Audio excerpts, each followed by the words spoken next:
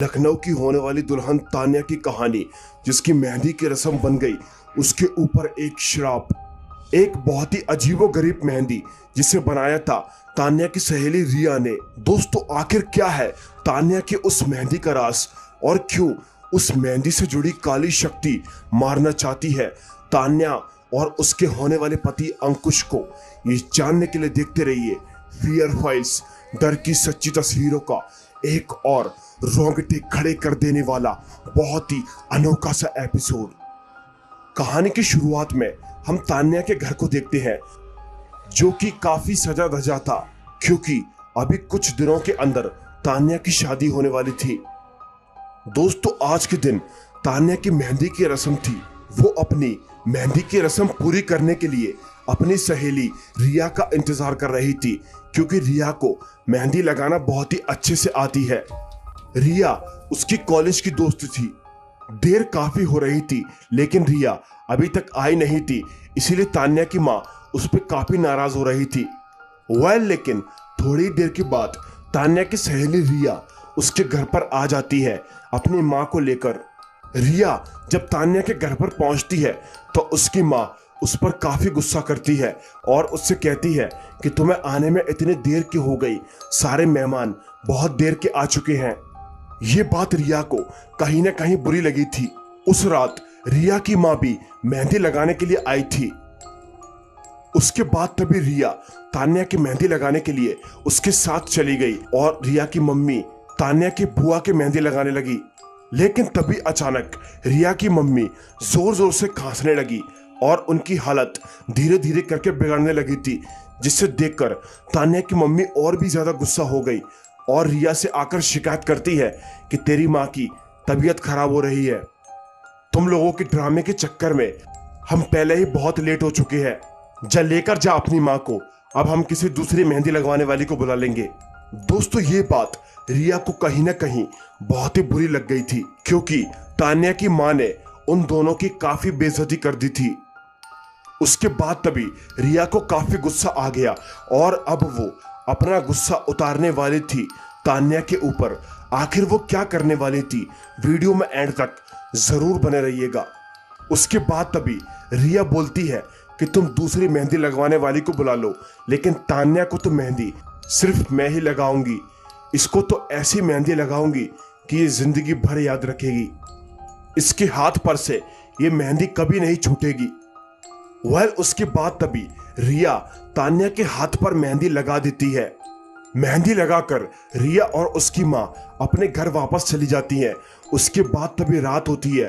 रात के वक्त तान्या अपनी मेहंदी को देख रही थी, लेकिन तभी अचानक से उसके हाथों के अंदर बहुत ही भयंकर वाली आग दौड़ती है। उसके हाथों में बड़ी ही विकट वाली जलन हो रही थी। ऐसा लग रहा था जैसे कि उसके हाथ को कोई जलाने की कोशिश कर रहा हो।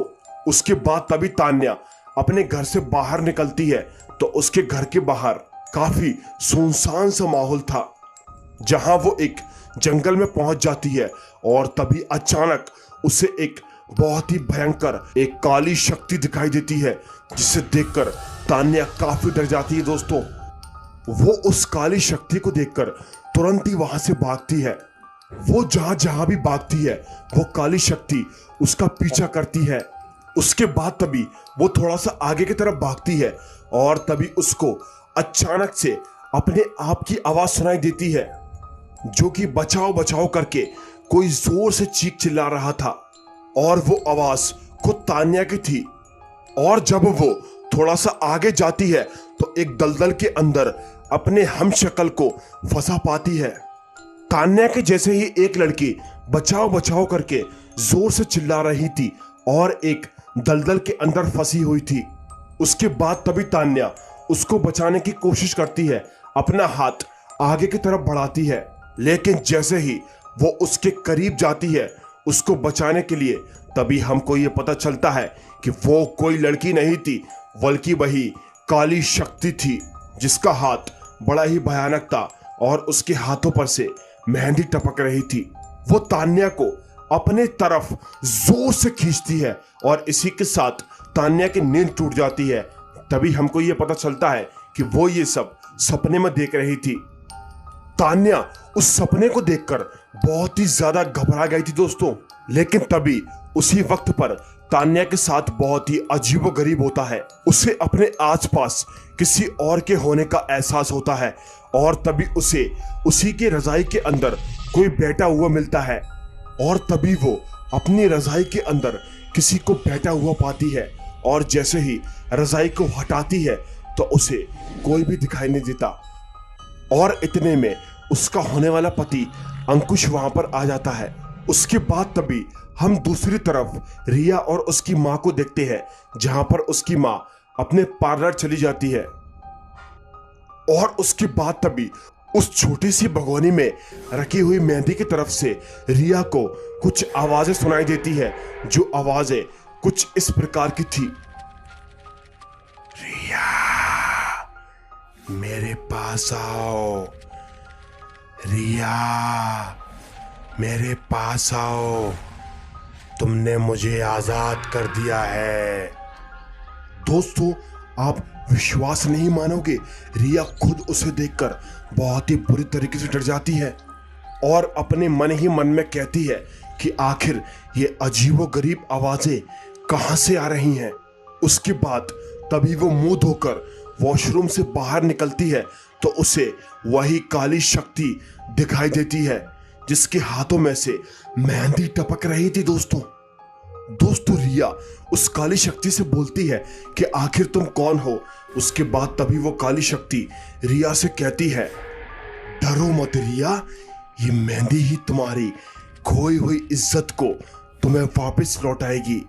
और तभी अचानक वो काली शक्ति रिया को अपने कब्जे में कर लेती है और फौरन रिया वहां से उठकर उस मेहंदी के भगोने के अंदर हाथ डाल देती है। उसके बाद तभी दूसरी तरफ हम तान्या को देखते हैं, जहां वो अपनी बहन खुशी और अपने होने वाले पति अंकुश के साथ खड़ी हुई थी और लड्डू खा रही थी। लेकिन तभी अचानक तान्या अकेले में चली जाती है और तभी वो काली शक्ति उसको नुकसान पहुंचाने की कोशिश करती है। वो तान्या के दुपट्टे के अंदर आग लगा देती है और जब अंकुश तान्या को बचाने के लिए भागता है तो आग उसके हाथ में लग जाती है और उसका हाथ जल जाता है। दोस्तों, अब बहुत ही अजीबोगरीब प्रकार की घटनाएं हो रही थी जब से तान्या ने उस मेहंदी को लगवाया था। जहां तान्या की माँ भी तान्या के पापा से रिया और उसकी मम्मी की बुराई कर रही थी।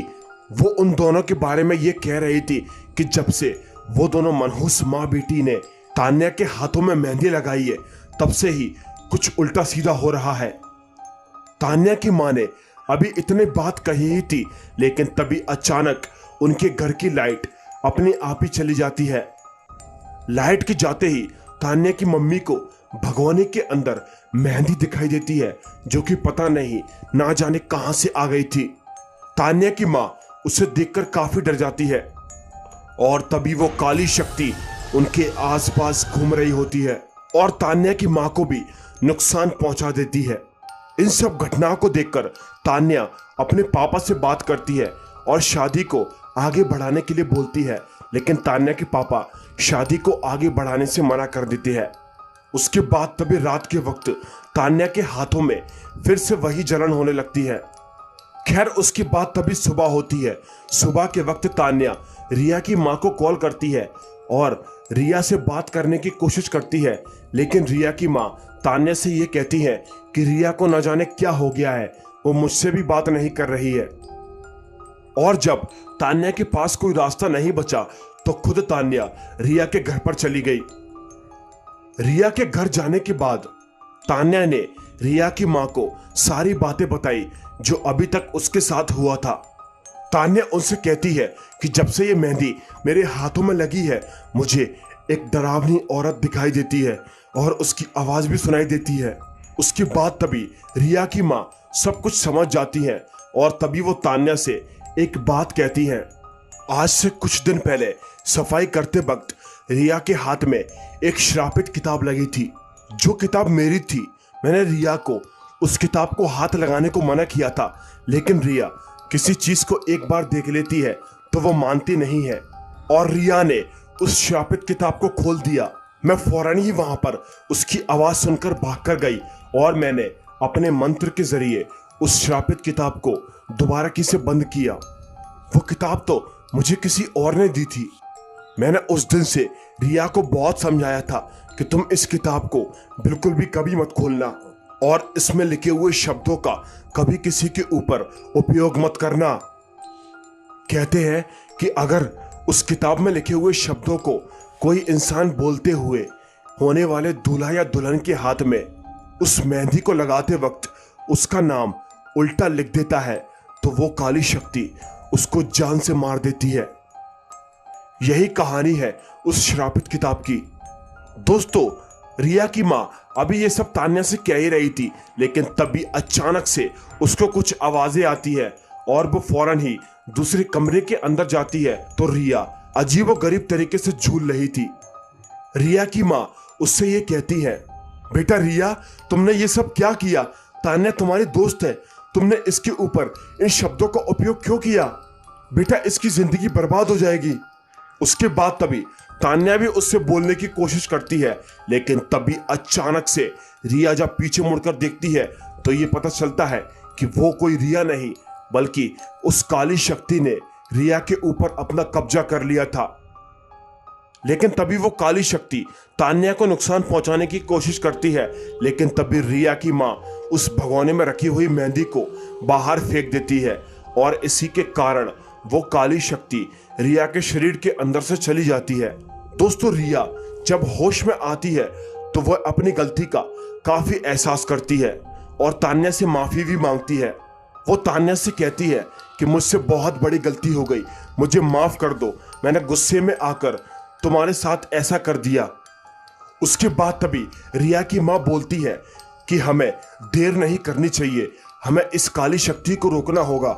इस मेहंदी का तोड़ केवल बिमला बाई के पास है, जो कि थोड़ा सा दूर जंगल के पास रहती है।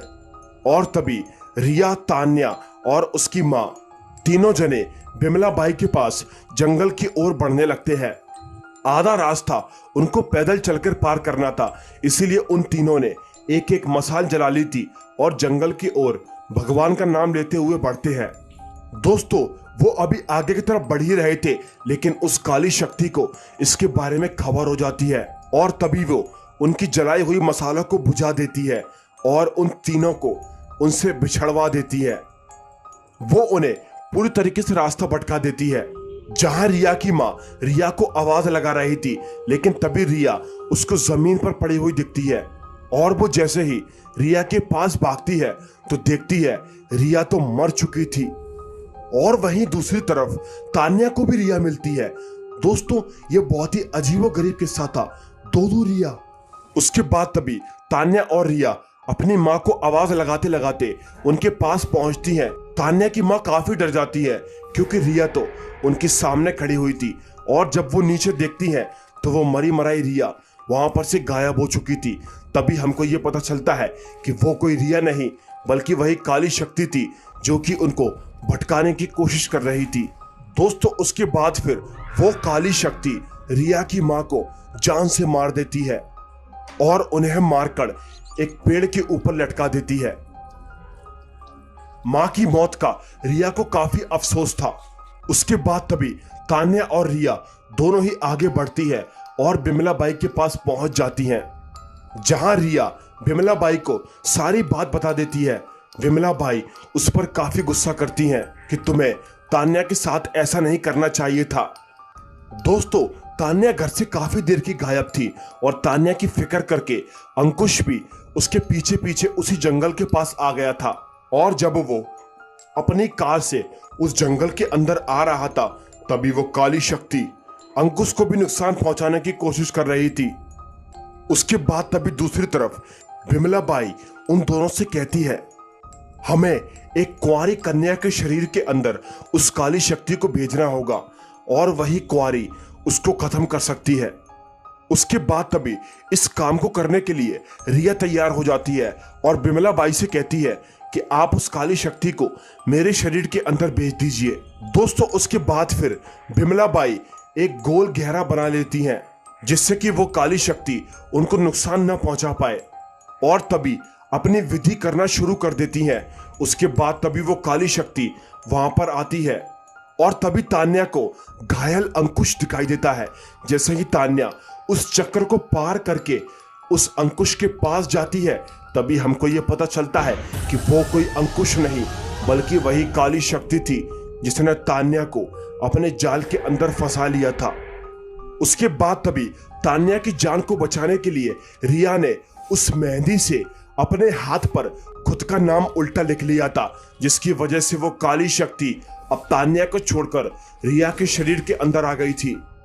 तान्या रिया को बचाने के लिए जाती है, लेकिन बिमला बाई उसको वहां जाने से रोकती है और उसके बाद तभी रिया उस गड्ढे के अंदर जाकर डुबकी लगा लेती है और उसके बाद तभी रिया उस काली शक्ति को अपने साथ ही लेकर डूब जाती है, जिसके कारण रिया की भी मौत हो जाती है।